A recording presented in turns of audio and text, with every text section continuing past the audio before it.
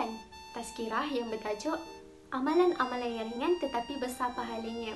Dekat sini saya nak highlightkan perkataan ringan. Ringan itu apa yang kita tahu ialah mudah dan tidak susah, dan semua orang suka benda yang mudah. Jadi saya nak bagi satu jalan yang mudah untuk kita dapat pahala daripada Allah Subhanahu Wa Taala. Mesti korang nak tahu kan apa amalan-amalan yang ringan tetapi besar pahalanya. Yang pertama ialah menyebut subhanallah wa bihamdihi sebanyak 100 kali. Bagaimana saya nak katakan bahawa menyebut subhanallah wa bihamdihi sebanyak 100 kali ini kita mempunyai ganjaran pahala yang sangat besar, iaitu berdasarkan daripada hadis Nabi Muhammad SAW bersabda, barang siapa di waktu pagi dan petang dia membaca subhanallah wa bihamdihi sebanyak 100 kali, maka Allah akan ampunkan segala dosa-dosanya walaupun dosanya itu sebanyak buih di lautan. Jadi hadis ini kita lihat bahawa mudahnya Allah mengampunkan dosa-dosa hamba-Nya dengan hanya kita menyebut subhanallah wa bihamdihi, iaitu kita memujinya sebanyak 100 kali. Jadi kalau kita rasa susah 100 kali ini, kita boleh mulakan mengikut solat 5 waktu, iaitu daripada solat subuh 20 kali, solat zuhur 20 kali, solat asar 20 kali, solat maghrib 20 kali dan solat isyak 20 kali. Maka cukuplah 100 kali dalam sehari kita. Jadi mari sama-sama kita lakukan zikir ini dengan memuji Allah sebanyak 100 kali. InsyaAllah dosa-dosa kita akan diampunkan. Amalan yang kedua ialah menunaikan solat sunat duha.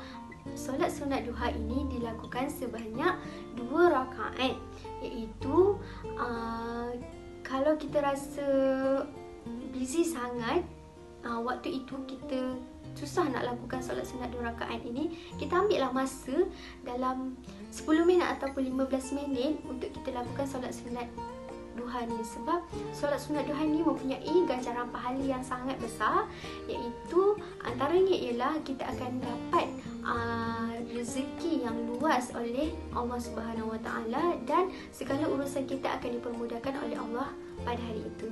Dan yang ketiga ialah menjawab dan membaca doa selepas azan.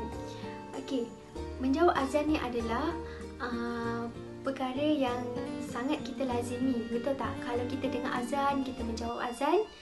Jadi berdasarkan daripada hadis Nabi Muhammad SAW, jika kalian mendengar azan, maka kalian jawablah apa yang muazzin laungkan. Jadi kalau kita dengar azan, kita jawab azan yang berturutan, dan selepas kita menjawab azan, kita perlu membaca doa.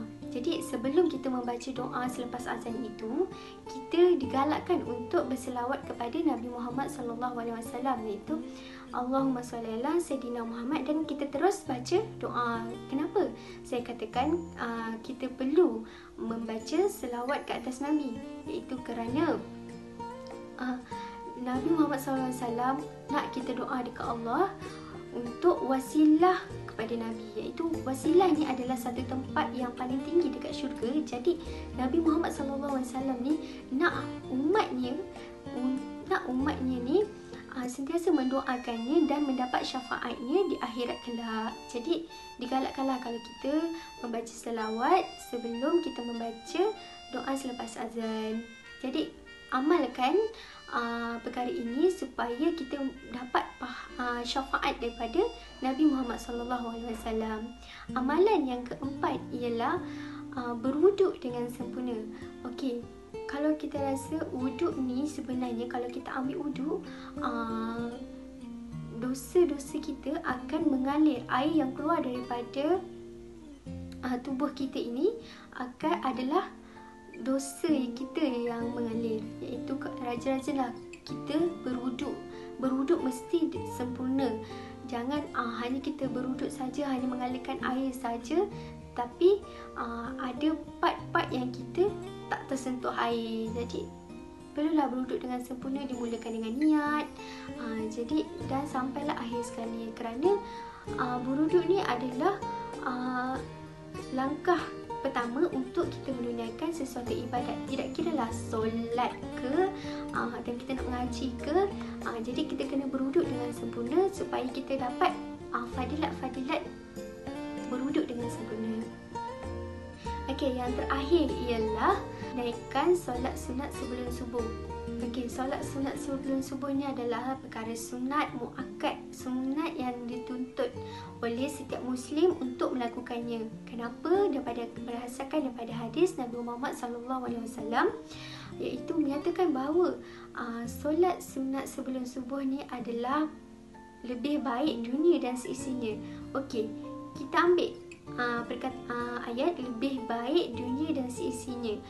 Okey, di sini kita dapat lihat bahawa solat sunat sebelum subuh ni baik untuk kita lakukannya, banyak fadilat yang untuk kita dapat daripada kita tidak melakukannya.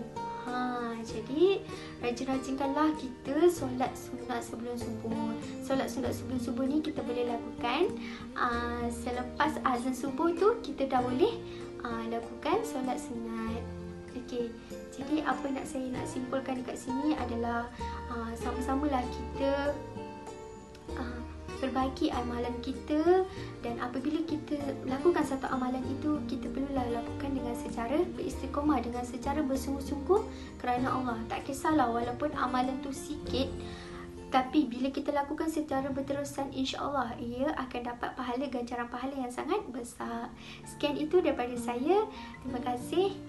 Semoga ilmu ini dapat dikongsikan kepada orang lain, dan sama-sama kita amalkan ibadat kepada Allah dan sentiasa mengingati Allah.